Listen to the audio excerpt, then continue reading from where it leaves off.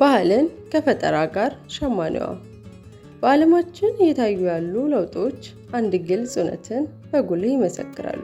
የሴቶችን አቅም መገንባት ለአንድ ሀገር ኢኮኖሚያዊ እድገት፣ ለፈጠራ መስፋፋትና ለአስተማማኝ ማህበራዊ ለውጥ የላቀ ሚና እንዳለው ለዛሬ ይህን እውነት በአንዲት ጠንካራ ኢትዮጵያዊ ሴት ታሪክ ውስጥ ልናየው ወደናል።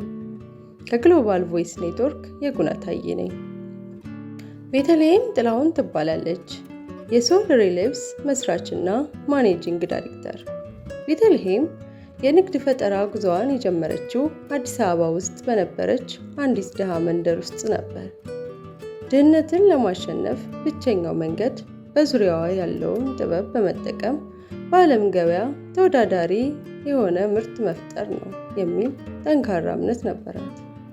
ይህ ራዕይ ነው እንግዲህ በዓለማችን ላይ ፈጣን እድገት እያስመዘገበ ያለውን የአፍሪካ የጫማ ምርት ብራንድን ሶል ሪሌቭስን የወለደው። ኩባንያው በዓለም አቀፍ የፍትሐ ንግድ ድርጅት የመጀመሪያው የፍትሐዊ ንግድ ማረጋገጫ ያለው የጫማ ኩባንያ በመሆን አፍሪካን በዓለም የንግድ ታሪክ ድርሳን ላይ እንድትሰፍር አድርጓል።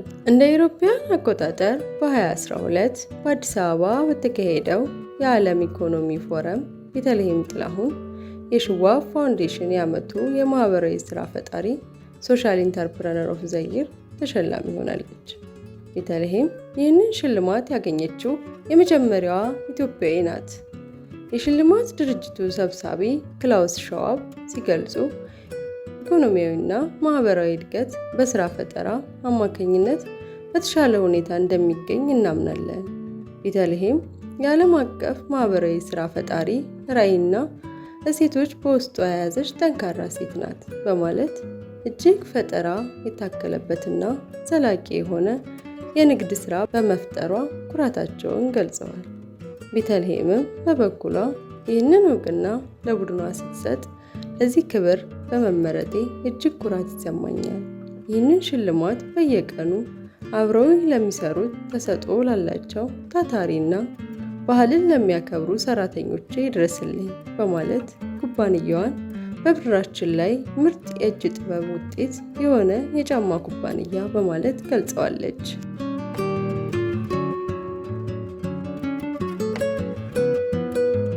የሶል ሪሌቭስ ጫማዎችን ተወዳጅና ልዩ የሚያደርጋቸው ዋናው ሚስጥር ባህልንና ፈጠራን አጣምረው ስለያዙ ነው ይላሉ አስተያየት ሰጪዎች። ኩባንያው የኢትዮጵያ ባህላዊ የሽመና ጥበብንና ታሪካዊ የጫማ ስፌትን ዘይቤዎች ከዘመናዊ ፋሽን ጋር በማዋሃድ እጅግ ድንቅ ጫማዎችን ማምረት ችሏል።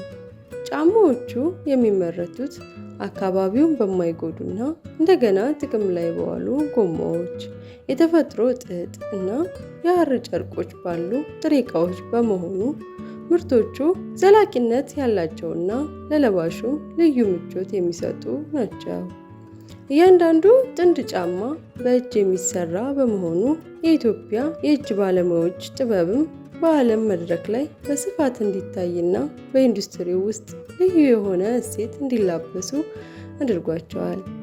ሶል ሪሌቭስ በአሁኑ ወቅት የዓለም አቀፍ የኢኮሜርስ መድረኮችን በመጠቀም ምርቱን ለዓለም ገበያ ማቅረቡን የቀጠለ ሲሆን ፈጠራን መሰረት ባደረገ የንግድ ሞዴሉ አሁንም በአፍሪካ አምራች ኢንዱስትሪ ውስጥ የለውጥ አራማጅ ተምሳሌት ሆኖ ይጠቀሳል። አሁን ላይ ኩባንያው ዘ ሪፐብሊክ ኦፍ ሊዘር እና ጋርደን ኦፍ ኮፊ ከሚባሉ ሌሎች የቤተልሔም ጥላሁን የንግድ ድርጅቶች ጋር በመቀናጀት የኢትዮጵያን የፈጠራ አቅም ለዓለም የማስተዋወቅ ጉዞውን አጠናክሮ ቀጥሏል። ስኬት መድረሻ ብቻ ሳይሆን ሌሎች በሚመላለሱበት መንገድ ላይ ደማቅ ፋኖስ ማኖር መሆኑን ከጠንካራዋ ቤተልሔም ታሪክ መረዳት እንችላለን።